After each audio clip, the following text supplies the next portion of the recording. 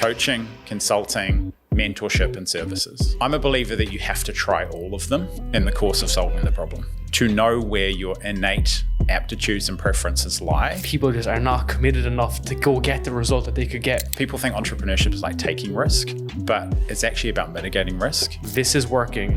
We need to put time into it because I've tried all the other shit and this one is working. During growth, you need to launch a lot of stuff, throw a lot of jabs, throw a lot of right hooks, put a lot of offers out there, and then find the one that lands. Before we start this podcast, I have one little favor to ask you. Can you please hit the subscribe button down below so we can help more people every single week? Thank you. People accumulate skills at the time that they have no idea what they're going to turn into.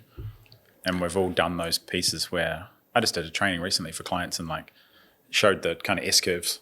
These are the things that I took. These are the things I swore never to do again. And these are the things I took forward. Yeah. So it was kind of interesting to just reflect on those like, this particular time of your life sucked, but I got this, and this out of it. Well, that's the thing, right? Now there's like such an emphasis on like, oh, we need the skills and you need to be like you need to get the hard skills and stuff. And we know that to be true, but people don't really know like that they're acquiring it elsewhere, right? Yeah. So like when I was working those jobs, whatever, I was learning like product, user experience, user research, like that was ingrained in you basically. And also testing. And you're a big data dude, right? And we can get into that and start with that. Like putting out a product, checking as a shit, checking the adoption, and then iterating on that. And I remember Daniel Ek speak to Polina Pompliano on this, that he mentioned basically that, you know, the Spotify browser feature that's like, oh, your recommendation of like, you would also like this. When his team were building that out, he was like, this is dumb. This is the dumbest shit ever. He was like, no one's ever going to use this. And then he let the team just roll it out, and it rolled out and just popped. It was the highest used feature and product that they had. Yeah. Now he didn't know that, but he had to like test it basically. And it was amazing, right? There's no marketing there. It was just all organic. How do you think about that, right? Because like you're very much a data dude from a perspective on marketing and product. Yeah, I think I've just got a load of heuristics that I've built up over the years. And like, I think so many people just need to make the offer, just put something out there. When I was marketing director at GrabOne, we went from a stage where we were acquiring customers and spending a ton of money on doing it to the plug being pulled and not being able to acquire anything. So I had to work out ways to actually generate revenue so I could acquire more users. And one of the ways we did it is that, on any given day, you'd have 50,000 transactions. So you had real estate inside the shopping cart that was, seen by 50,000 people who were buyers. Okay. Right. And so I looked at it and said, is that worth something? And I went around, shopped it out and said, would you display inventory on our shopping cart to people who've bought? And we got CPMs, cost per views that were 10x above what industry averages were, because we could guarantee we were showing that ad to a buyer. So I think in many ways you just got to go and make the offer to someone because they can value something more than everybody else, because everybody else is looking at it and say it's a shopping cart. Yeah. It's not worth anything. Yeah. But to someone it's worth something. Well, that's your opinion versus the market's opinion, right? Data. And Balaji, the CTO of Coinbase, he says like everyone's boss is the CEO and the CEO's boss is the market. Because like it doesn't fucking matter what you think, it's what the consumer thinks. And data is actually interesting, like, because it's always so obviously there's data driven decisions and a lot of these companies, individuals like do that, but it's actually only previous, right? Yeah. It doesn't dictate the future. Now it gives you a heuristic for what the future can be. That's kind of interesting in its own right? And for this conversation, what I'd like to do is I love like your honesty with a lot of this stuff. And I think it's actually refreshing, right? Because like we're in a world where everything's making 10K. I want to kind of get into maybe like the kind of uncomfortable, hard truths of like scaling, right? And there's different ways to look at it, different ways to kind of view it. And we can start with the offer as well. How do you think about offers in terms of your perspective? Because you have a combination of different things to do this, right? Yeah. You've lower ticket, mid ticket, high ticket. My kind of opinion on this is that people are just so caught up on like, what's the vehicle? Is it community? Is it agency? Is it done what you've done for you? And they're not shipping things. And then there's the second side of it then, which I want to get your thoughts on, which is like, well, do I love it? Do I love that this is a coaching program? Do I love that this is an agency and whatever? And I'd like to get your thoughts on that first, because I definitely have gone through this so many times for myself over the past 4 years, which is nothing compared to what you've been putting in over the past couple of years. Yeah. I think nowadays, you highlighted, just because you can doesn't mean you should. And I think for a lot of people, they get away from the primary business they're in, which is solving problems for people, and get into that, or how do you do it? Whereas most people out there just have a hierarchy of problems in their head. Not enough money, too much weight, whatever it may be. And I think fundamentally, if you focus on solving a problem for a singular person, the internet has enabled us to scale that idea because 100 or 1,000 or 100,000 people want that particular piece. And if I look back at the most effective offers that I've ever created or made, they were made for one person. They were really made with one person in mind, where I solved a specific problem for a particular individual. And then it just happened there are 100 or 400 or 500 of those people out there that I could find on the internet. And I think a lot of people get caught in the market. They're like, well, what's the problem to solve? It depends. The answer is the true answer is always, it depends. If you coach people on fitness, it's like, how much weight do people want to lose? It depends how fat they are. How much money do people want to make? It depends how little they have. It depends on what they believe. So solving one problem for one person is the singular focus, not only in the beginning, but as you go along. And the vehicle then comes with that. Well, yeah, the vehicle is only conditioned through experience, and one of the primary vehicles that people choose nowadays in terms of in the knowledge economy, which is services driven, is coaching, consulting, mentorship, and services, right? I'm a believer that you have to try all of them in the course of solving the problem to know where your innate aptitudes and preferences lie, because you will sit in a category of one of those which you index higher on. I've got a book coming out shortly. Awesome. I've got a guy who's building the funnel, who's, I give him the book, he builds everything out. I've given him the strategy I want to run and the products, but he's building the stuff. And he's one of those builders. He sits there, he builds it. He doesn't want to coach people on it. He doesn't want to consult people on it. He's tried that. He didn't like it. So that's his preference. He likes building the stuff, deploying it, optimizing it, and having that viewpoint. And I think you need to go through those things to understand that. You've gotten a lot of great results with your medium, which is like the coaching side, the consulting side. Yeah. And I often would say that's nearly the hardest. It seems the easiest to deliver. It's like, just hop on a call and just tell them to do this. Yeah. But I've found just personally, like, getting the real results with that is tough because it's so dependent on the third person. And there's like a graph you can chart on this, which is like on the y-axis, it's someone's commitment. Yeah. So the higher it is, the higher, the most committed, the lower, the least committed. And then it's like the opportunity, so on the x-axis. And the way I see it sometimes is that sometimes like people just are not committed enough to go get the result that they could get, right? And it's the same with fitness or to do with business, whatever. That's how I ended up in the done for you, because I was able to say, I used to say, hey, look, this is what you need to do. And they'd be like, all right, I just don't have the skills or don't have the ability. Yeah. And I was like, all right, we'll just fucking do it for you. Yeah. Which obviously is more, you make more money from it. But what I'm trying to say is we're removing the third party dependency, but then taking the risk, right? Sure. Because that's it. You're the scapegoat if it doesn't work. But that's part of business, right? Yeah. It's the guarantee. Yeah. It's the guarantee you build. So how have you been able to deliver so much value and scale it, right? Because I saw your numbers for Black Friday. It was like 250K in that month. Yeah. Very low operations, 13,000. How do you get such good results in that setting? So the way to think about that frame of like the done for you, done with you, DIY kind of frame is coming back to first principles, which a process must be followed to get a result, right? You have chosen to do the process for people to remove or reduce third-party inputs to the minimum degree. If you, again, graph that at the other end of the spectrum, the DIY version is you giving them all your process and their systems, but them doing it. So it has a lower relative time input and cost for you, so therefore it's potentially even higher margin than you can do that. So I just surf that spectrum. I understand that there are people out there who want 50 hours of training and videos and templates and those things for me, like I have in a community, and they're going to DIY it and they'll be prepared to pay that much, on an ongoing basis for access to those. And then I've got people who are like, fuck all that learning stuff. I know a process needs to take, but just tell me what the right next thing for me is right now, and I'll pay you for the time of what I'm not doing and consuming that 50 hours. So I surf that spectrum better than most people because I just surrender to the fact that the process must be followed, and I allow people to follow that process from doing it completely themselves to all the way to let's write this offer together on Zoom and then let's send it out. And the last person I did that with, in 2 hours, they did $1.2 million. But their time, the investment of that time is very high for them. Yep. It's very expensive for that time for both of us, but the ROI is huge and the opportunity cost of that time for them is high.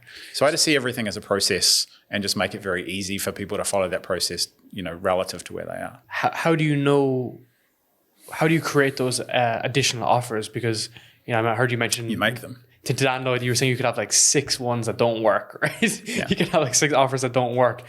And that's kind of something that it's a limiting belief, right? We have like 1, 2 offers that work really well. Sure. And sometimes I'm afraid to add in like a coaching element because one, it's like mental bandwidth, focus, and all this kind of stuff. And if I spend 4 months building out this or whatever, like a month, therefore there's that kind of edge. And I see your business model now so nicely with the low ticket community group together, one-to-one, and it's a build up to the mastermind or whatever. It's almost like, how do you build that from scratch without having shiny penny syndrome? The bundling and unbundling. So for example, you do done for you services with people, right? Mm-hmm. There is a consultative element to that. 100%. Correct? Yeah. There is a services element to that, which is bundled where you do the work. And then there's a consultative element where you need to collect data, communicate with the client, etc. Mm-hmm. So technically you have 2 products inside the offer for simplicity's sake. You have a consulting component and you have a service delivery component. Mm-hmm. So there's 2 products in there already, right? So then it's, okay, I've got a hypothesis that there are some people in the market who can't afford, don't want to, choose not to pay for the full service suite. Would they just pay for this consulting piece? So business is people think entrepreneurship is like taking risk, but it's actually about mitigating risk. 100%. And the mitigation of risk is like, I'm already doing something. I'm already delivering something on this domain in this area. Will other people buy it, but only part of it? Will people just buy the consulting component of that and pay a relatively smaller proportion, but my effective value rate is higher because that's leveraged? Because we packaged up the done for you way to do it. We gave it to them. They followed the process with a little bit of help and input. So it's not so much the big principle. For everybody, it's a sequence. If you're a one-on-one coach, for example, you tend to find a 90-10 relationship in those. You've got 10 clients, you say the same shit over and over again every week, every month, etc. So documenting the 90% and building a course or a methodology and allowing firstly your core clients to access it and then people on a leverage basis gives you that next incremental step. So I think the internet as a place observes the overnight success. I just signed up to school and I threw all these people in and then bam, I'm at 100K a month. The right next move for most people is an incremental step down, up to the side of where they are now by bundling or unbundling something that they're already doing because that has a level of proof around it. Yeah, because like the offers are just so fucking mad right now. There's just so much involved. What people are promising is so big and there's so much in an offer that if you were to, which you do really well, which is segment this and break it out and declutter it or unbundle it, you have way more opportunity and you're still yielding the same results, right? And it's almost like people expect different results because they're not paying you 8K a month, they're paying you 1K a month or 1K in a one-off offer. That's super interesting. Okay, let's look at some other philosophies I want to break, because this is like honestly a consulting experience for me. I think, and I heard Tim Ferriss say this morning. He was like, "They're the best podcast." He was speaking to Sean Pure. Be and he was selfish. Like, just be selfish. He's like, that's actually because that's who it's going to help, right? Yeah. You mentioned the sales process, and you sell during chat, right? Yeah. A chat process. Where did that come from? That idea. It came from pain. It came from pain.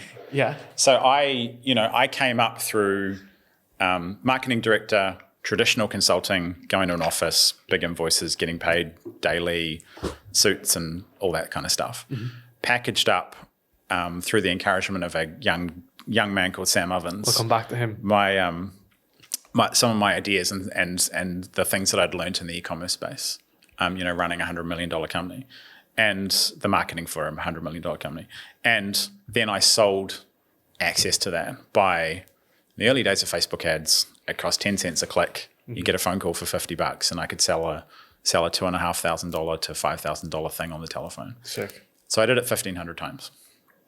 And then if you looked at my calendar back in those days, that's what it was, between 15 and sometimes 25, 45-minute calls a week. And I just printed cash. And it was great. How much were you making? The peak of that was $235 a month, $235K US. And that's all for, that was all for you. It wasn't no partners or anything. I had my sister came on board about a year in to take calls with me. And I had Alex, who's my current assistant now, who joined me 10 years ago. And they were one-off payments? Yeah. Recurring. Just sold everyone, had a Facebook group, had a weekly call, and I can't even remember what platform I used, maybe Cut. But that's the thing though, right? I didn't mean to interrupt you, but like you've done those hard yards. Yeah. Right. So like you're super fucking intelligent. The way you write emails, like I've been following your stuff and it's so well done, right? But you didn't just get to that stage, right? No. Like I'm 28, you're 43, is it? Roughly.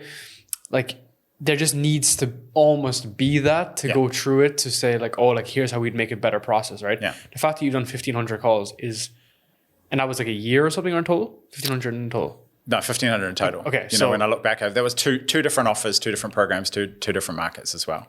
Exactly. And what have you, like the way that you've learned either consciously or subconsciously will be so profound during that period of like human psychology, how it changes, how we can change the copy as a result. And they're the subtle nuances that people don't talk about, right? Yeah. It's like when you speak to people, it's a customer interaction and then you go back and you write better emails as a result. So I just want to make that point. Because like, that's the big insight for me was that I thought I was an amazing salesperson and I am, but every time I went off piste of the script, if you like, that worked off a call, I'd have lower results. Interesting. And so when I looked at the principle of, I'm actually running a script here.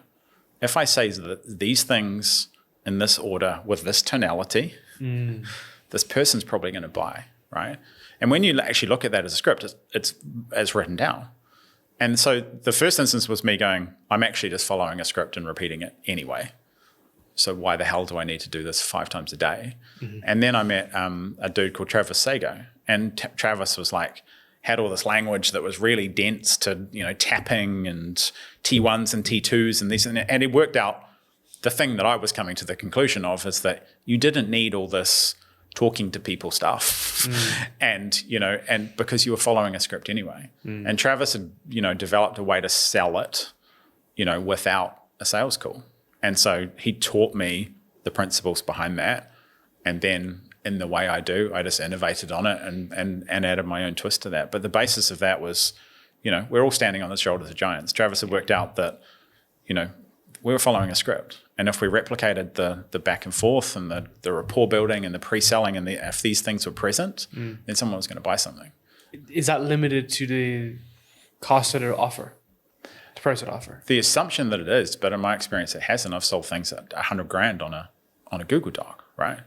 So if there's things present in the pre-selling, and there's things present in terms of if you think about all the components in the sales process, if all those things are present, there is nowhere really else to go apart from buying something. So it's not just at the moment of like sending someone a Google Doc, and a few people have tried to simplify it to that. There's some magic in, writing something on a Google product. That's where JK It's what happens leading up to that, and it's also what happens before that, Okay. So you need to set the scene for those things in terms of the world you're building, the identity that you're talking to people, the transformation and the transition that you're undertaking, and more importantly, these days, the mechanisms that you're using. Because the market's got pretty sophisticated on like, they have preference. I'm not going to do Facebook ads, or I'm going to use webinars or these things. So the market has a lot of preference. So if you're selling to people, they need to understand what the mechanisms you're using so they can achieve a result that, which is within their agreed mechanisms. So give me an example of how that works in your program. So a mechanism would be, I have something called the hybrid offer. A mechanism is we have a 2-tier offer that lives inside generally a Google Doc, some crazy people use Notion and, really go against it. But that essentially allows a low level of access with a community product, usually about $100 a week, and then a higher level of access with, a coaching product, usually between $300 and $600 a week. So the hybrid offer is my mechanism. What is it? It's a Google Doc with some well-structured words in it, et cetera, and it is presented in a certain way and it's sold in a certain way. So if someone comes to me and they're like, I have to do sales calls, I'm never going to get off the phone and those things, we are not right from the very beginning. So people need to be bought into the mechanism and the idea of it before they get to an offer being made. Otherwise, it's unpalatable. What about from the customer's experience? The prospect might be like, as in they're trained to be on a sales call. They're trained to be sold to. They almost expect it and they want some clarification questions. Like, how would you approach something like that? Do you want to launch a podcast for your business, but you don't know where to start? Remove the stress, pressure, and all the overwhelm that comes with it by working with Podcast University. If you're an ambitious individual who wants to build your influence online, grow your own podcast, and also stand out from the crowd, Podcast University is for you. We help you with the strategy, equipment, the content, your guests, everything you need to create a top-tier podcast. If you want to learn more, check out Podcast University and start your podcast journey today. Just when people ask to get on calls, 99% of time you ask them what questions they have and they'll answer them. They'll ask them then and there. Yeah, 100%. Most people want the relief of uncertainty. Mm-hmm. If you think about making someone wait for a call and you delay that relief, you're actually building tension that you don't know where it will go. Yeah. Yeah. So, I know a lot about call funnels because I run them and I still help people strategize them. The longer delay between them opting in to the call funnel and the call actually happening, the lower the conversion rate because of tension. Same with client services. Yeah. If there's something goes wrong or if they have a question, generally you don't want them to leave like a day or overnight because they'll sleep on it and ponder on it. If you can get back within 2 hours or whatever, it generally quells that part of their brain. Yeah.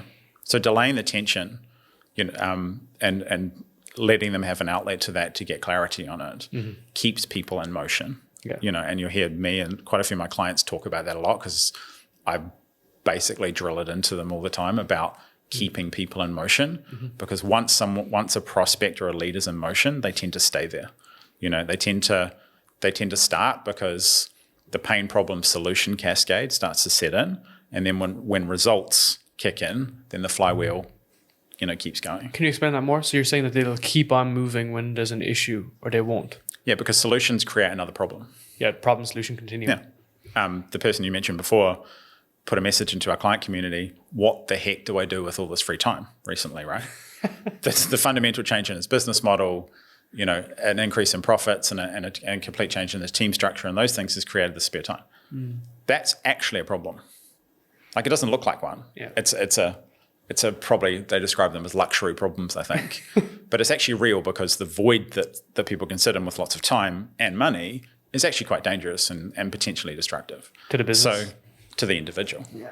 So in the process of change, if you deliver services, if you deliver coaching, mentorship, consulting or anything, you'll create problems for people by solving the last one.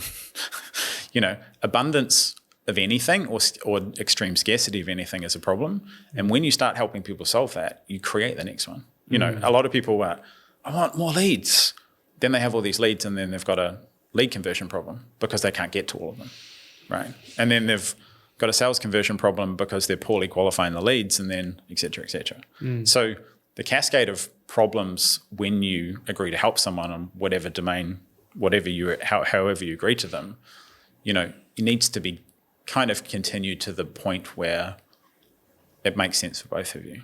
I'm reaching that line now where clients are asking me how to structure their tax and their global, and I'm like, there's a lot of things in my wheelhouse, but I'm not going there, right? Yeah. So you have to have a boundary on that where there's problems that you're not going to be the one to solve, but you as a trusted person, it helps that you've got the answers to put in front of them. Is that an opportunity too, if it's within your wheelhouse? So let's say within the marketing realm, because that's something that we've been kind of focused on is that we get the podcast down for people. So for context, we do like B2B podcasts. We do entrepreneurs podcasts, better way to do it. We grow, we manage them, we scale them. But when that's running in BAU, always the next thing is monetization. Yeah. Like, can we fix the offer, improve the offer? Once that's done, can we work on the emails? Can we work on the lead magnets? And why I'm saying this is because like we continue to move up that value ladder. Yeah. But at the same time, I had a call yesterday and it was just a miscommunication. The person was like, all right, so I want you to make this change to the website and change this drop-down menu. And I was like, whoa, we don't even work on the website. Yeah. They're like, oh, that's a different vendor we have, you know? Yeah. So it's like, there needs to be guardrails for sure. And you talk a lot about boundaries, but there's also the opportunity, right? Yeah. To follow the opportunity when it comes and see what other parts of value you can add in. Yeah. For me, that's always a timing piece, you know? Recently, I ran and wound down a business in the last couple of years that placed 180 Filipino VAs in coaching businesses, right? Had a recruiter, had the thing. It was a great business, real binary, easy to sell product, right? Real demand there. Because we found a virtual assistant, trained them on things that coaches needed and put them in there, right? I wound it down for reasons. All personal reasons were my kind of business wind-ups in the last 2 years. And recently, people have been asking, how does Alex run the back end of our business? How does he run, you know, the admin and the pieces as my assistant? And so did a poll, did a survey. We're enabling my clients to get access to Alex with their virtual assistants to have an educational piece to go, how do we run the back end, etc. But 20% of the people responded were like, I don't have an assistant, but can you help me find one? Again, opportunity. I'm not doing it because of timing, because of commitment in terms of relative resource commitment. But every problem uncovered creates that opportunity. And I see these things like a spider graph as well. You know, the thing that you're in the business of is in the middle, and it kind of, you know, ebbs and flows and changes on different dimensions. But the further you get out, the more risk you take. And the more reputational risk you take, the more resource risk you take. And both of those things are relatively scarce. You know, your reputation, if you fuck it up, you don't get many chances. Yeah. If you squander resources, you won't get the opportunities to get to the next opportunity, etc. So me, you know, turning into a international tax advisor and, you know, wealth consultant about, you know, how to you know, optimize your resident, etc., might be a thing one day. But at the moment, if I plot it on a risk graph, it sits well outside that. So therefore, it's not an opportunity I can harvest. And I think the context to that is I'm now old enough to realize that opportunities don't go away. I think when I was younger, it felt like that opportunity would just evaporate into thin air.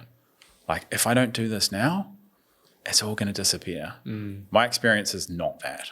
There are some things that are, you know, maybe technologically driven, where you talk about crypto or AI, where there are particular opportunities that were there for the time.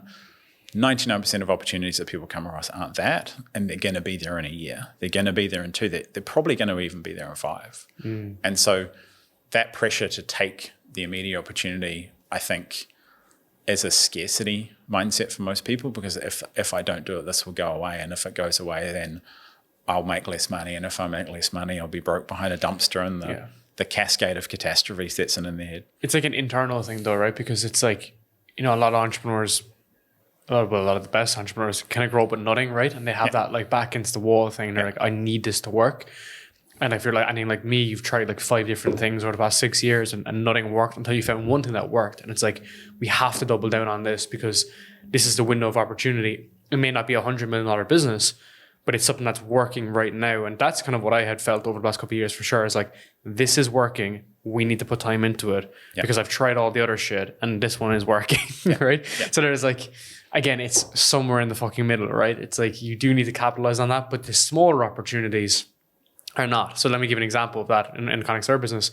A lot of our clients have been like, oh, can you help us book up our guests for our podcasts? And we could, but we just don't have the infrastructure. We don't have someone to do the outreach. We don't have custom scripts per individual. And we just had to say no. But even though that is an opportunity that we could bring to people, it's just, again, wrong timing. Yeah. Has anyone ever made the distinction to you between scale and growth? No, I've read your email on it and I still didn't actually really understand it. Yeah. It's very nuanced because it is very specific to the person right at that particular moment in time. It's because that's all they can see.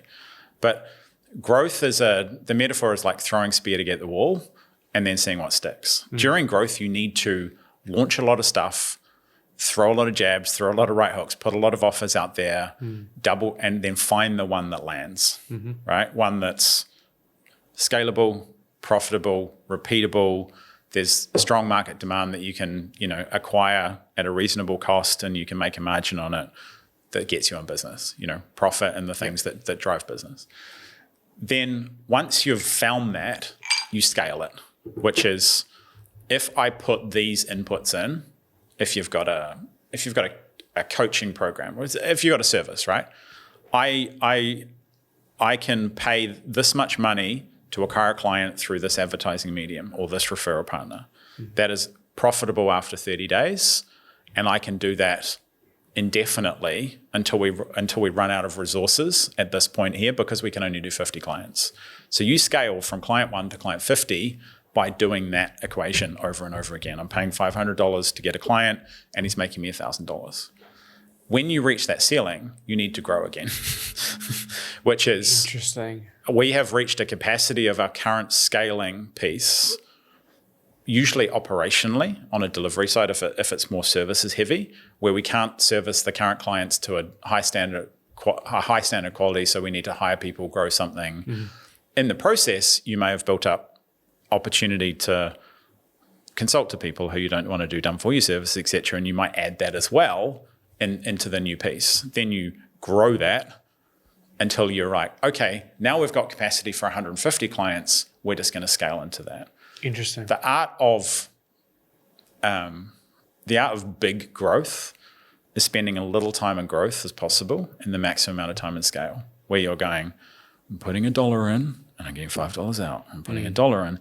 And scale is kind of boring because it's very, very process and mechanical driven, because you've got an input and you're doubling down on it. So if I'm working with people more intensively and closely, my first piece is like, are we in a growth phase or are we in a scale phase here? And I had a client join me recently, and it was just very obvious that, the age-old consulting advice is spend more fucking money. Like, ramp your advertising. Everything's great here. You've got massive capacity. You're bored out of your mind because the opportunity is there. You've got a product that wants it for a good cost of acquisition. We're just going to grow it. And all he needed was permission and clarity on the numbers, and it's just scaling up. Add a 40K in 4 weeks, because he had a product that was right there to scale. But equally, I've had someone join me recently, and I'm like, you're just going to bonk against the ceiling if you try and sell more people into this right now. So we need to, unpack it, recalibrate the product, get things right before you can actually scale it up. It's really interesting. Talk me through about that kind of limitation, because that's something that I'm kind of struggling to understand myself. So, like, we're doing like 75,000 rev a month, 70% margins, and trying to get that to 100K profit. And because it's like service, obviously you have like employees and you need to add more people in. So I don't understand the limit part. It's like, where does the limit hit in, and why is there a limit on adding in more people? I don't know. So the main limit reached in services business is delivery. If you had pods delivering, so like you had like a section here of like 10 people and a section here, would that not remove that quality issue? It would mitigate your delivery constraints, but it may exacerbate quality where you see churn put up. So churn for services businesses that offer any kind of recurring thing, like churn is the hidden killer. And like if you talk to a VC or someone in terms of what's the optimal around, SaaS and those markets, and you transport across the services, about 20% annualized. Like that is like gold standard. It's like healthy. You're losing the pain in the ass clients and the ones you don't want to serve, and you're keeping the good ones. So usually the constraint is around delivery, because the skill set of the operator only runs up to a certain level. The abstraction of like hiring one person who works for them who can look over their shoulder is very different to hiring one person who looks over that person's shoulder and like cascading down. So you have a quality issue usually at the bottom where churn kind of kicks in because you're just not keeping the clients long enough. And subsequently, on the other side, the major constraint is cost of acquisition. That it gets uneconomical in some markets where they just run up against the available and addressable market. So their costs of acquisition start to spike. So I've got a long-term client in the UK who works with in-person personal trainers, right? They've been going for 3 years now, coaching program. And if you look at their cost, to acquire a customer, they had this kind of gradual rise. And then after they'd saturated essentially the market, it just started to take off. So they doubled their cost of acquisition. So other things need to be more efficient in getting the client. So it depends where the constraint is, because it could be on an acquisition side, it could be on the delivery side, it could be on a churn or an operational side that you need to kind of solve first. And that's the art of it, is like looking down the track of going, where is this problem likely to occur? Because you haven't experienced that problem before, so you don't know where it's likely to kick in. And they come suddenly. That's the thing with entrepreneurship, right? You don't know what's coming next. Yeah. And we don't run ads, right? That's why it's kind of interesting. So our CAC is low. Yeah. But deal flow is less. Yeah. So pay attention to sales cycle.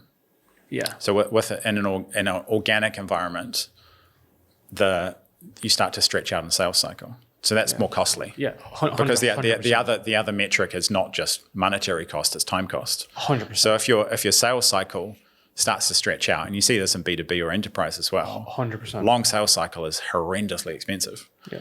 So that's the hidden cost there. You're like, well, we're not paying for customers. Well, you are, because your sales cycle is doubled or tripled from what it is, because you got the low-hanging fruit. 100%. So you'll find this interesting, and hopefully this is like valuable for you too to think through this. It's like we started out with doing enterprise. So because I had a finance background, I was like, we're going after the Goldmans, we're going after like Citibank, because they all run big podcasts. Every single one of them have them. And I know a lot of people that run the shows for them. So we started going after those. And even though I was getting intros into the companies and stuff, it was the 6, 9, 12 month. And it's a very famous bank we were going to work with that said there would be 6 months before they pay an invoice. So I was like, fuck that. And when we needed cash, we just swapped towards entrepreneurs 1 to 5 mil a year. It was just way easier to sell. Yeah. Obviously different client and stuff, but it's kind of like we're kind of like evolving back to the higher ones, just because like it's longer contracts, 1 to 3 years, generally for the most part.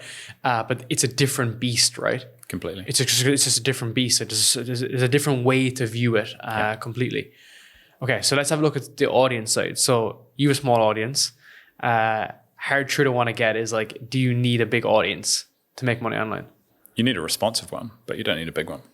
What's responsive? Responsive is when they respond to offers, by either accepting them or telling you why they won't accept them, so you can make another one to them. And you do email? Yeah, predominantly email, because it's an environment where you can make an offer on a high frequency, so you can learn and test a hell of a lot. Yeah. And it's also conducive to people having a personal response. Like when you're in someone's inbox, even though you're sending it to, today 4,870 people, if someone responds, we're having a personal conversation, just like messaging. And you read it too, right? That's the thing. I'll always read Sahil Bloom's, Justin Welch's, Matt Gray, and yours. Yeah. I just like filtering out the noise and then keeping I think the sweet spot for newsletters is 8.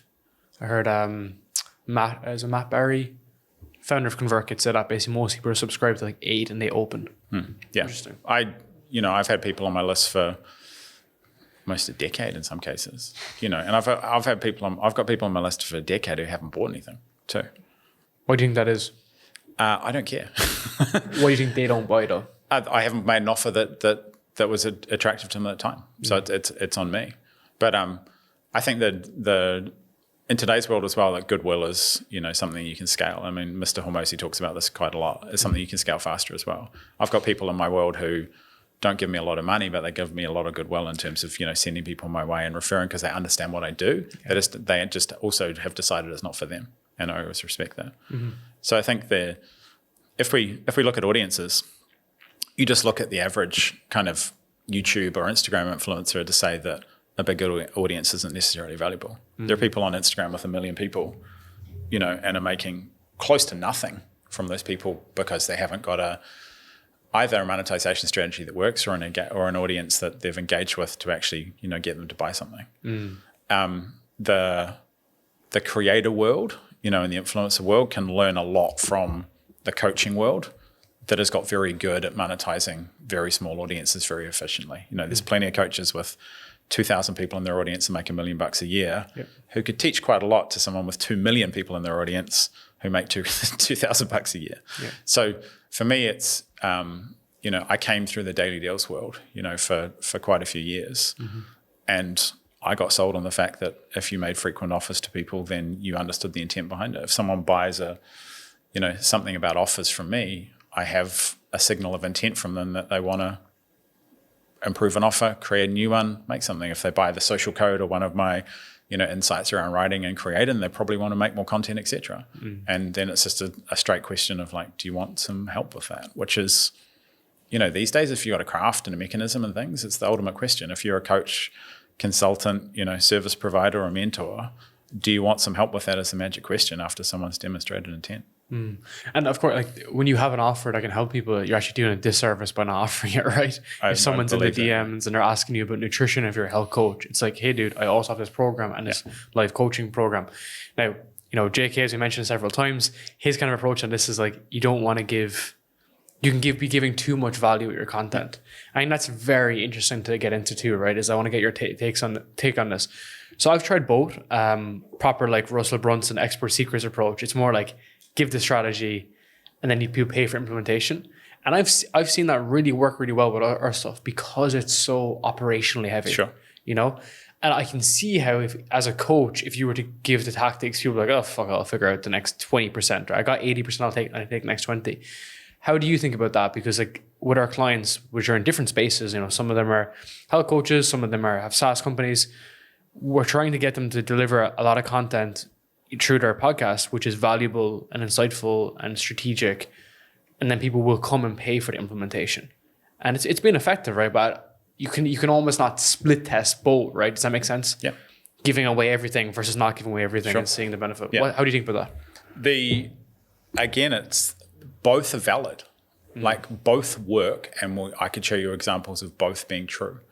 So for me, I don't even remember where it was, but 6-7 years ago maybe, I bought Russell Brunson's magic webinar or secret webinar formula or whatever it was, ultimate webinar kind of thing. And, makes perfect sense. And my friend Liz Benny, a protege of, she's like, it's the best. You just follow this and then you give the 3 secrets and then you do the dominoes. And I tried it a few times and it was just so contrived for me. It was just so robotic and mechanical, etc. When I hold a webinar or a workshop, I am full send, like autistic, like this is everything I know about it, etc., etc. If you want my help doing it, cool. Yeah. Like that's my whole thing because that's natural for me. Because I'm not attached to the need of like, I need these people to buy into these secrets. I need these people to buy into my offer stack. And I need these people to initiate a feeling like they're missing out on something. I'm just like, here's everything I know about it. Here's all the insights. If you can see something you like in there, come and chat to me. Like, and your customer base are quite varied. So how do you run your webinars if there are different audiences in it? It's not like you're selling to I don't do them for them. I do that. I all my workshops and all my creation is for me. It's the thing I'm interested in and the thing I've got the most energy in because I am in love with my clients, but I'm not in love with their problems. So I have the detachment, which means that I can see a way to solve a problem through running a workshop or hosting a call with them. And then I just teach the thing that I know will get them out of the way the most. And I'm way more inspired by the results my clients get than the money, right? Every time I've, looked in Stripe or seen the screenshot, I'm like, great, cool. But every time I get I've just retired my wife and these kind of things, it hits way more. So I make stuff for me because it solves problems for those people. And I don't really care in the sense of like, I don't need a response or reaction on a certain level. And that's my data. Like, did it shift something for one person? Did one person get an insight that they could use immediately to do it? My head's not out in the market. It's not like, what do they need? I know what people need because they tell me, but I shape things that I'm interested in and lean into those and get people to respond to.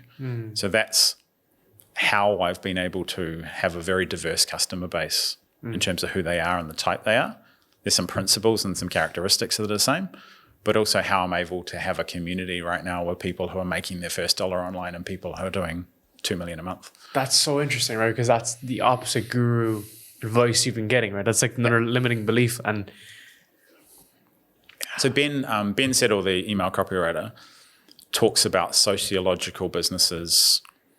He does talk about psychological business, but it's sociological. Okay. And sociological just means human powered, right? And myself and Dan, we've built businesses that allow us to thrive in our lives, right? And so it means that the things we're excited about that we push out there, we get other people excited about them and get them engaged with it. A psychological business is, corporate businesses that are data-driven. We're building, you've been a product manager, right? We're building this product because the market says in this survey over here that they want it. Doesn't mean that you guys want to build it. Doesn't mean that you want to even deliver it or serve it, etc. But the market commands it. And you can tell what kind of businesses people have when in terms of those two frames. The people who are in it for the craft, for the art, act much more like artists and creators and these pieces. They just have a very solid business model, so they monetize it in that way. The people who are direct response and psychology are always out in the market, the market will pay for this, etc. It's like, do you like it? No, I hate it. I hate delivering. I hate coaching. I hate calls. They've always got something that they're compromising on, something that they're tolerating that they don't want to be doing, but the market demands it. But is there a kind of an inflection point? So I interviewed Gad Saad. He was on Rogan a few times, and he came up with this concept called the inverted U. So it's like an N, effectively. And if happiness is on the y-axis and like effort is on the x-axis, basically the more you put into something, the diminishing returns you get, right? It's like fitness. If you train 10 times a week, you're going to start getting negative returns. But if you train 5 days a week, it's like optimal. So as you go up there, the happiness like curve. Same with relationships.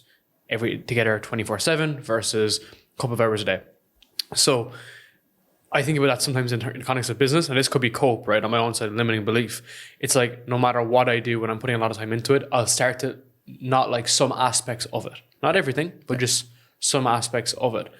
So do people kind of use that as a scapegoat to be like, I want a lovely business, even though like there's difficult times in all businesses, but you have the skills to be like, yeah, like you almost have like the internal mechanism to be like, I know this is tough, I'm launching a new offer, but I see the other side of it. It's kind of like perspective and a frame, right? Yeah. I think one of the most dangerous pathologies for the average entrepreneur is their pain tolerance is just super high.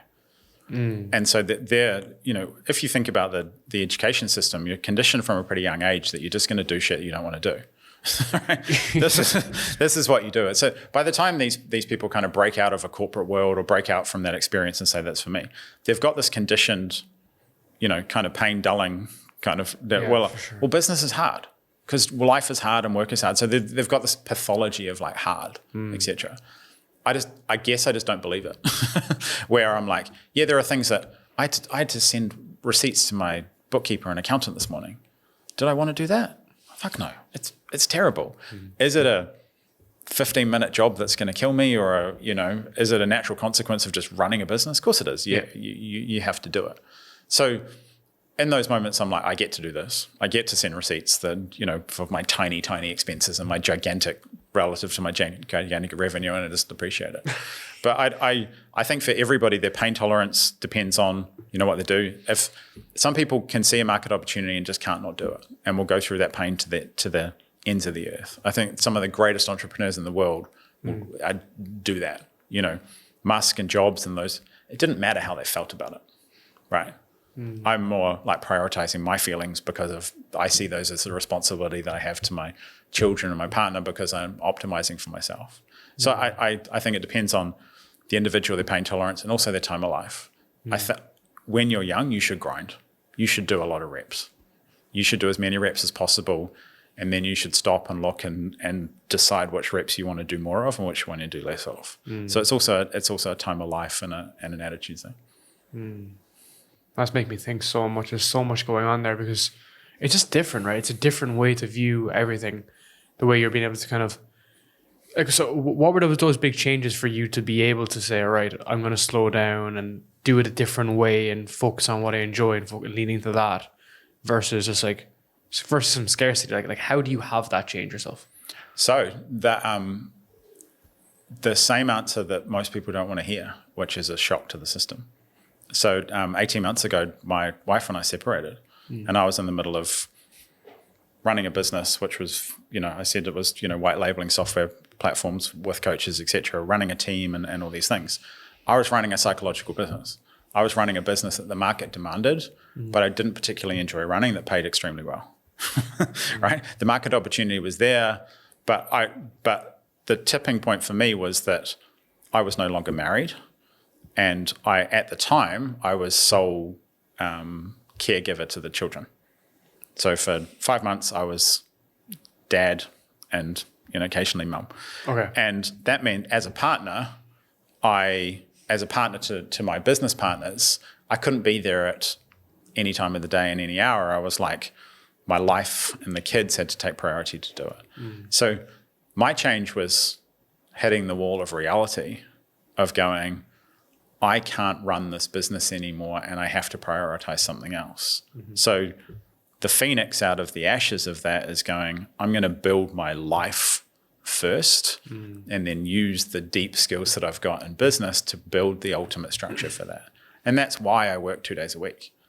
That's why I, barely get on Zoom and one-on-one calls. That's why I am a pain in the ass to get hold of, a lot of the time, because I guard these things and have boundaries around it.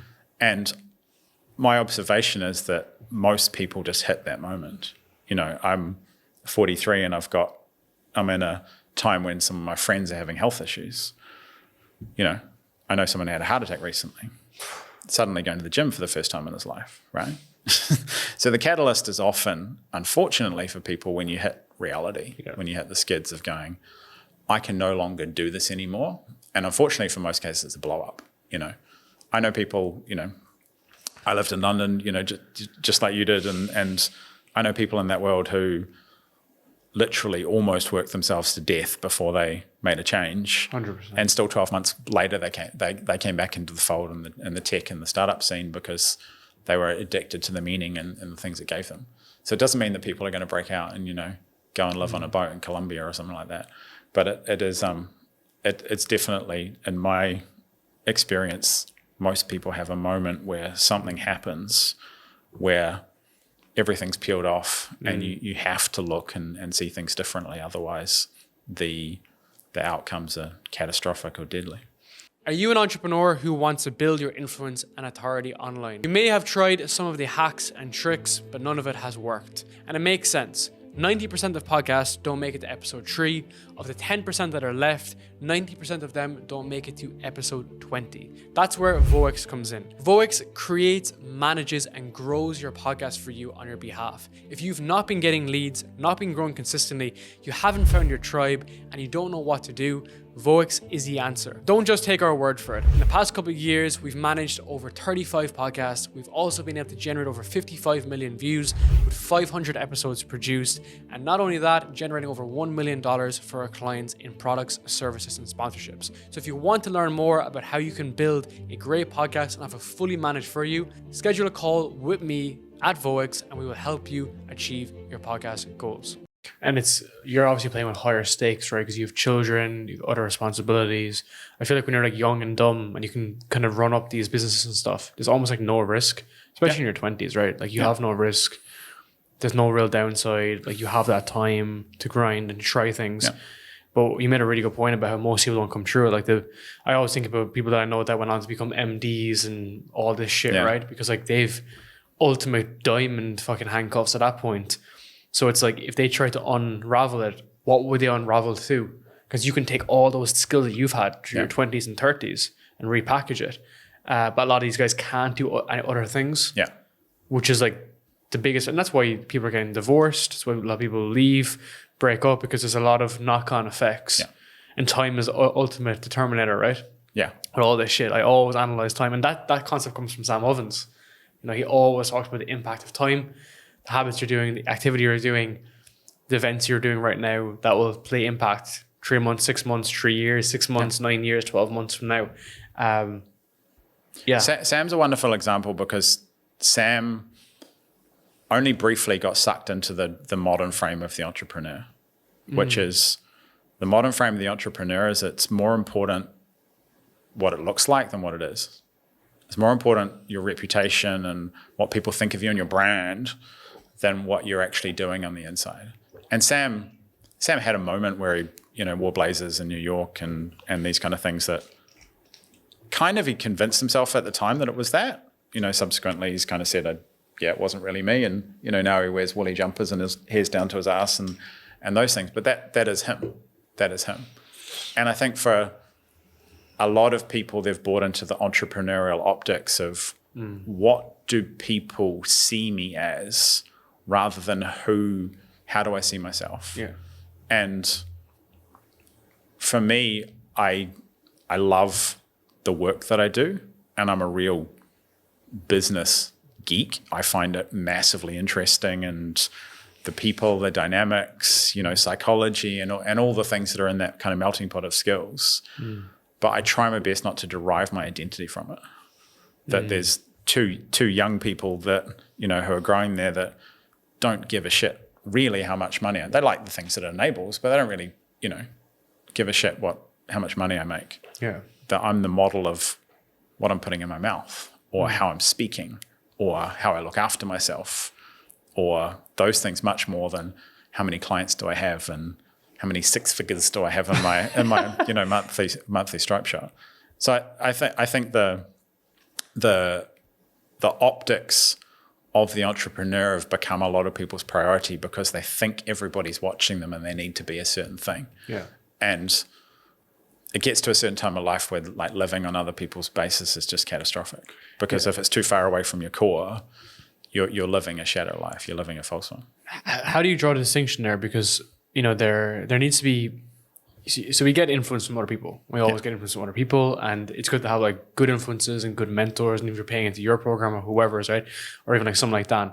And the way I kind of view this is like across like wealth, we have like health, wealth, like financial, mental, like spiritual, and so on.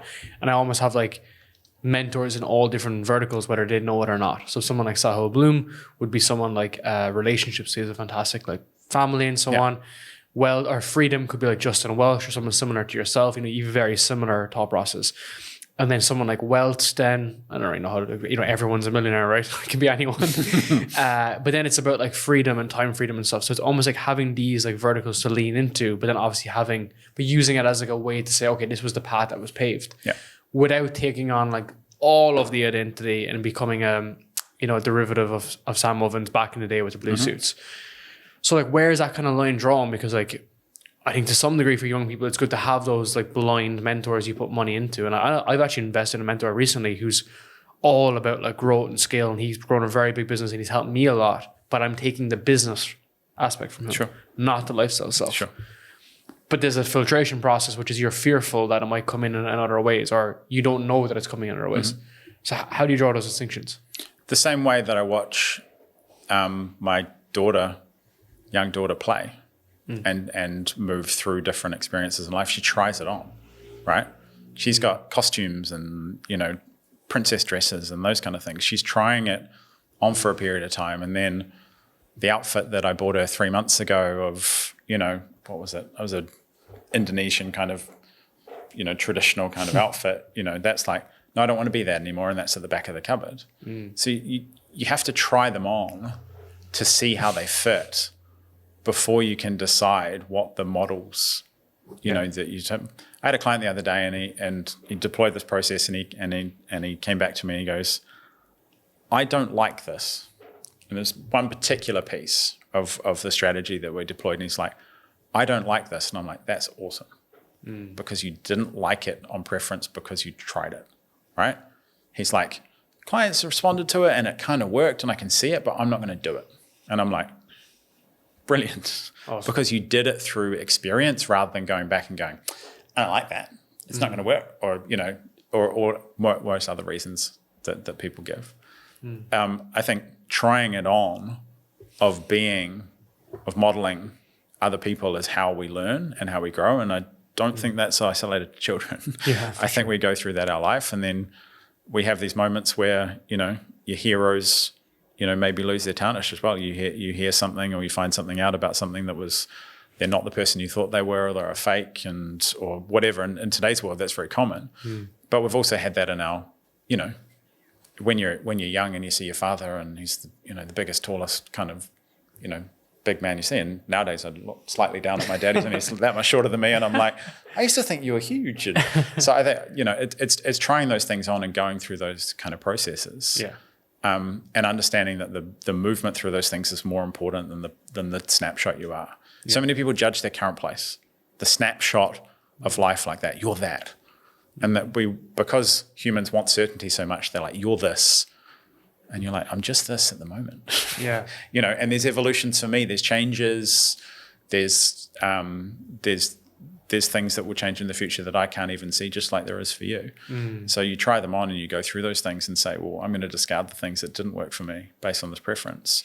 But I'm also going to open the door to them coming back, right? You know, if we're going to get real specific, I've got a lot of people who want me to start an agency and build my business for other people, you know, and that requires building infrastructure and all these things. And I'm like, I haven't taken it off the table. It would completely go away from the core and those things that I currently have now. But then you're like, okay, I'm not married to it. I'm not taking that off the table forever, but it's definitely not something I'm doing right now.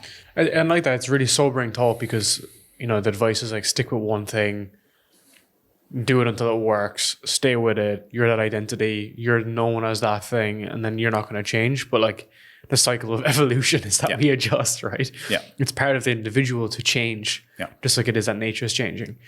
Talk to me about increasing revenue without increasing costs in a business. So what I've kind of observed is not at a high cost at all. Our costs are very low in the context of things, but, you know, they are increasing.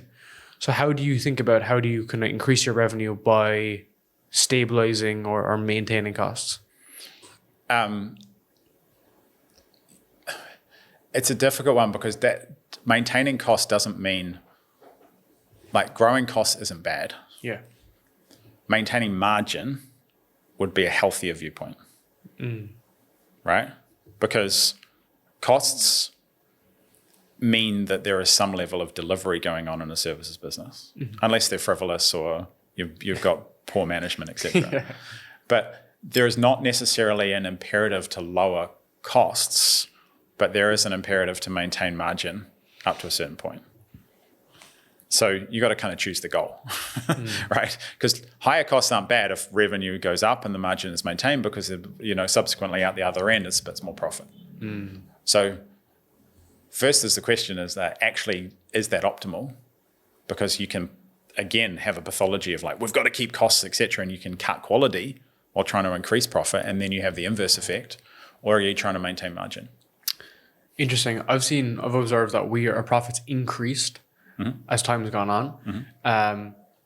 But then to evolve, we obviously need to increase costs to like hire and fill roles. I'll give you a perfect example. We've built out an offer that not only will we build a podcast, but we use LinkedIn. And I've always been using LinkedIn. It's been huge for me over the last couple of years. It was that we know how to write on LinkedIn, but we don't have the infrastructure to write at scale for clients. So we're just tinkering with that right now. Like, what would a ghostwriter look like? Do we need a copywriter? Could they do some YouTube too? And then it's like, okay, well, like, how much is that going to cost? A good writer, English speaking, based in the US, probably like $5,000 a month. You know, at very least.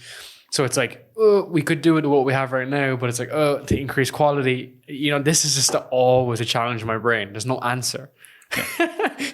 Well, there is, because to contribute, for that cost to be meaningful contribution to the bottom line, it must drive incremental revenue, which derives a margin to it. So in the course of that, you don't need to wonder whether people will hire the copywriter. You just go and sell it. Yeah, I get you. We're looking for 5 clients right now who want professionally written content on LinkedIn on this cadence here. We're taking the first 5 people. It's at this rate.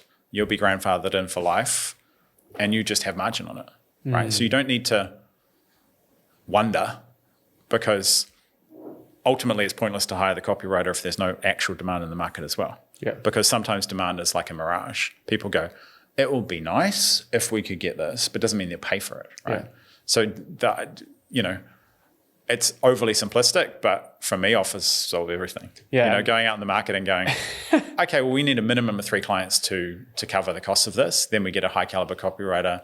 The maximum capacity of this person, based on the fees is like 10 people a month, for example. If we get 3, we've got a small margin or a break even, and we've validated that there's a demand in the market, and then we focus on getting that up to 10. Because my approach has always been to sell it and then figure it out. Always. Yeah. It's a sell the service, Yeah. see is it viable in the market, and then just figure it out. Like, in our network that we have, like I could get my friend who runs a ghostwriting education program to give it us. What I'm trying to say is that we've access to those people to be able to get what we need a lot of the time, which is like insane, right? Yeah. It just leveled the playing field completely. Yeah. The deception comes when you've got in services businesses, when you've got interdependent products that then look like we got the ghostwriter and he's $5K a month and we're charging him out to 5 clients at $2K a month, so we're making a gross margin of $5K. But one of the leadership of the company had to spend 5 hours a month at an equivalent cost of $1,000 checking the content, putting the structure in place, etc. And that opportunity cost was lost elsewhere because we lost a customer because we took the eye off the ball, right? So it's like kind of monkey branching those things to saying, what are the interdependent relationships to those things? So I usually do, and it works in pretty much every service industry, when I make the distinction between products and offers. If you have a product suite, then you have, okay, we've got a ghostwriter and he's $5K and we charge him out of this. We've got podcast production, we've got podcast editing, we've got podcast distribution, etc. Each of those is an individual product. If you understand the margin on all of those in terms of how their contribution is to an overall offer, and then you understand the management costs and the running costs and the operational costs of those as a fixed cost, and you contribute to that, then you actually we do about 10 different things, but we only have one offer. Do we want to add to that, take away from it? Where's the margin actually coming from? So it creates opportunities to go, we can have a lower tier plan or a higher tier plan. And start to explore the bounds of that, because there are plenty of services businesses that make more margin off their lowest tier clients than they do off their very highest ones because of the levels of service that high-end clients demand. Super interesting. I'm trying to think about, if you have the higher ticket, lower ticket services, is it worth it, right? Because it's still time being invested, whether it's you as the overarching CEO making sure things don't blow up, or the team. And that's kind of how I think about sometimes the lower ticket services is is this even worth it to do a $2K a month consulting offer? Because there's the $8.5K opportunity we can chase and say more. But it's the unit economics of it. It's also there's 2 other factors as well, is what is the contribution to the overall growth of that. If I told you that 50% of the people who started the 2K then went to the 8.5K within 30 days, would you look at the 2K differently, right? It's like I've got Facebook ads running right now. It's got a free download on the front, right? A template, one of my Google Doc templates, etc. It's got a $100 offer on the other side of it. The layman would look at it and go, well, you're just trying to make $100. I'm actually just trying to get a customer out of the leads. So if 8% of people buy it, which is roughly what it runs at now, then for every 100 people that download it, 8 people contributed $800, and I've got $800 to spend back in marketing. If that whole thing liquidates itself, then what was the purpose of that product? It was to get a customer. It wasn't to make marginal money. So it's also, I also learned this in daily deals, back in the day when people were kind of exploring the discount space, and people would come and go and be like, I want lots of customers and I want to make lots of money. And I realized that those 2 things were, for 99% of people who had hard physical costs, were completely impractical. And when I started kind of with some of the bigger clients, because I was only sales side briefly, I was mainly in marketing and product for most of the time. So I only really interacted with really big clients when I was brought into how do we close these deals off? I explained to them that they could make tons of revenue off this and probably move some products that they really wanted to get rid of, or they could get a ton of customers and then I could help them kind of strategize what they'd sell to those customers afterwards. So products don't necessarily have the sole focus of making margin and money, that if you're prepared to sacrifice some of that margin because, we're going to get a $2,000 a month client, doesn't make us much money, but 50% of those people then, ascend to that, you could have a whole business unit that did the $2,000, that just did the $2,000 a month clients that were conditioned to go, actually, if we go from 50 to 60% to people who are to people who upgrade to $8,500, then that product takes on a different meaning. So it's also understanding like, where do the products fit in your view of the market? Like, where do low tickets products fit? You could have a suite of low ticket products where you made $1 million a year, but you spend $1 million on marketing. What would the incremental effect of that be on your $8,500 things at the end? So how does that fit in the context of your business? Because your costs are so low. Because like the way you're describing it makes a lot of sense to me, and it feels like that we need more to do that, right? We might need like a media buyer, you might need this, and you might need that. How do you think about that in the context of what you're doing as a result? I just have benefits of just ridiculously high margins because I've kept my costs low because of those constraints. Okay. And also, once I passed a couple of $100,000 a month, it just turned into a game, to be honest. It was like, how big can I get this thing without compromising my values and without compromising the things I set up? My syndicate, client community, which is, we're getting a couple of calls a week and et cetera, that's capped out at 100 people. I'll never take more than 100 people. So I pre-built those constraints in there. But that constraint also forces creativity of like, okay, well, how many people can I get into just the community level for $100 a week? Because I can serve way more than 100 in there. So then I got 100 people in there. And, there's a group of people inside the syndicate who want closer access to me. So I started the circle and put 12 people in that. And then we have a 1 call a week. And then my effective hourly rate on that, because they're paying $750 a week, is gigantic.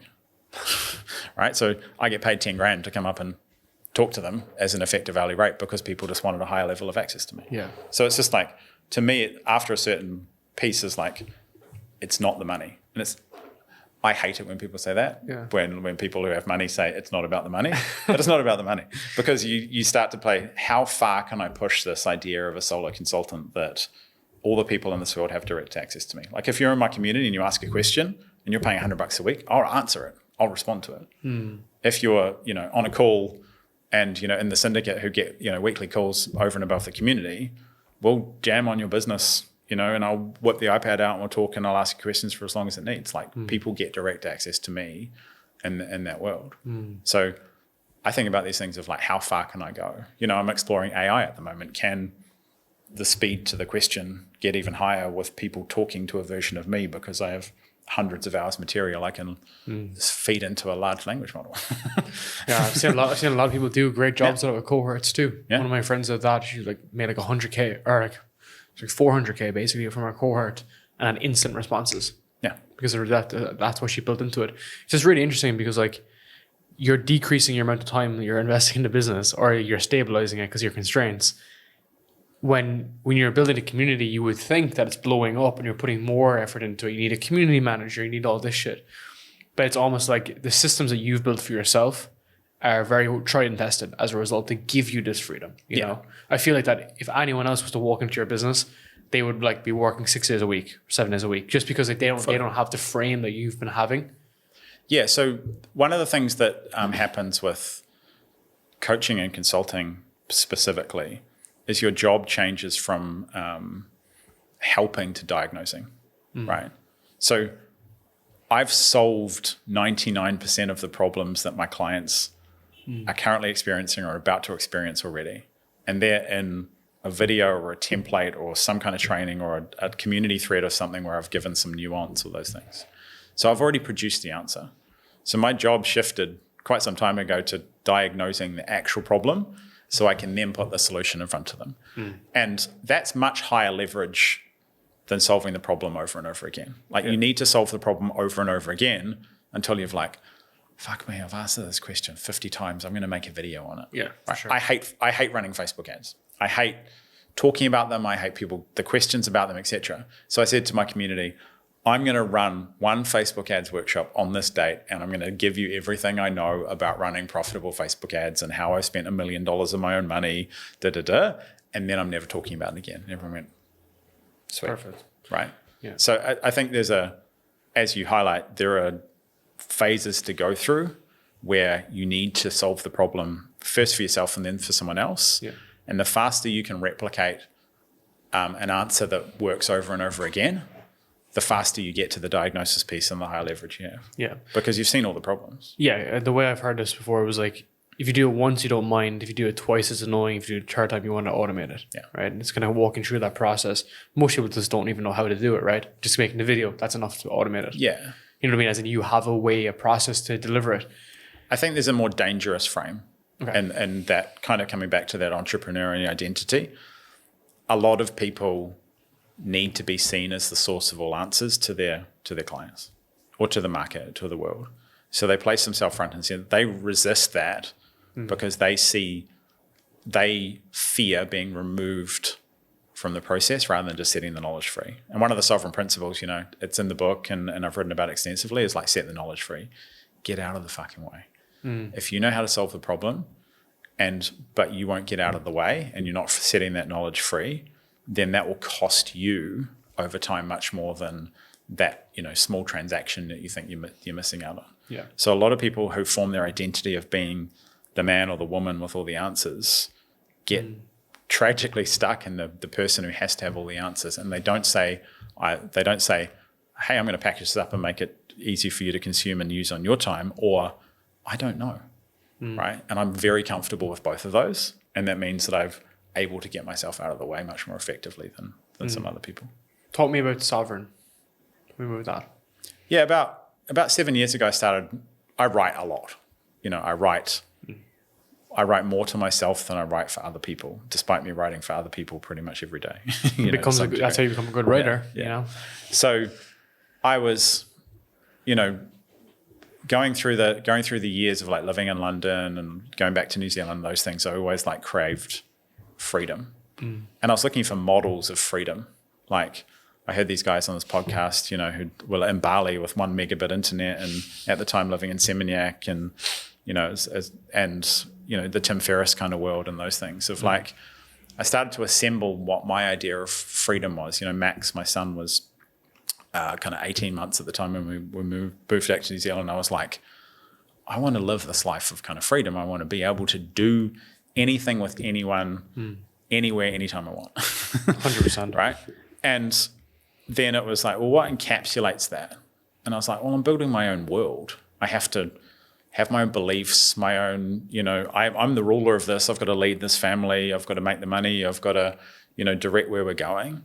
And this idea of sovereignty is, largely being, it's got a masculine frame in terms of the king. For sure. But you are the middle and the ruler of your own world. And as someone who grew up in a very comfortable environment in conservative New Zealand and was indoctrinated in all those kind of things, it was like I had to break out of that.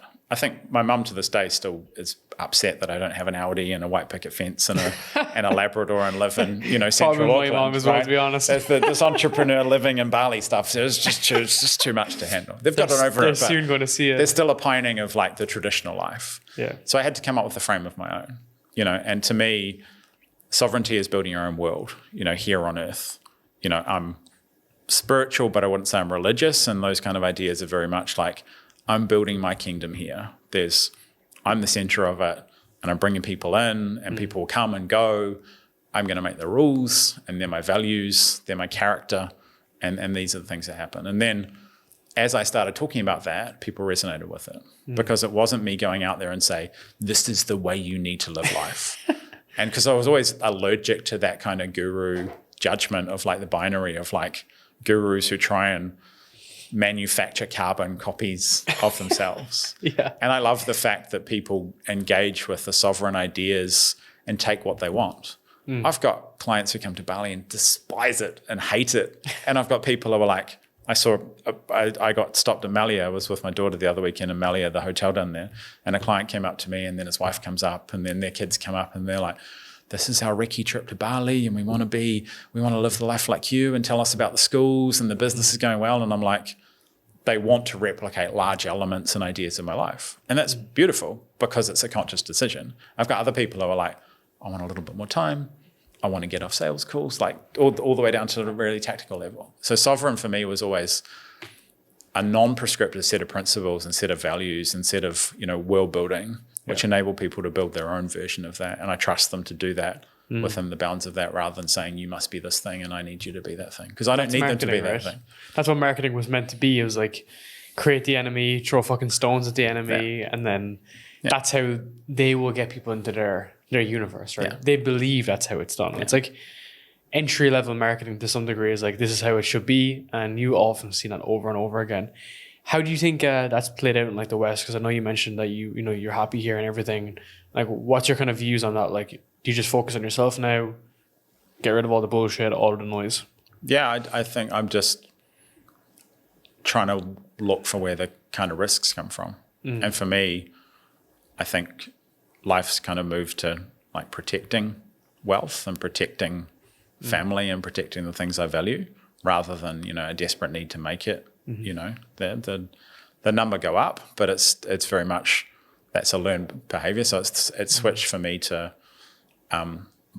building my definition of wealth, and I know where I want to be, and I know how much money that's going to entail, and I know what I want life to look like. But I mainly know what person I am now and what person I want to become. Yeah. So for me, it's much more having the vision and stepping into it than like trying to tap into the next need or surf towards the next kind of thing. I found that with like crypto and those things. I started like,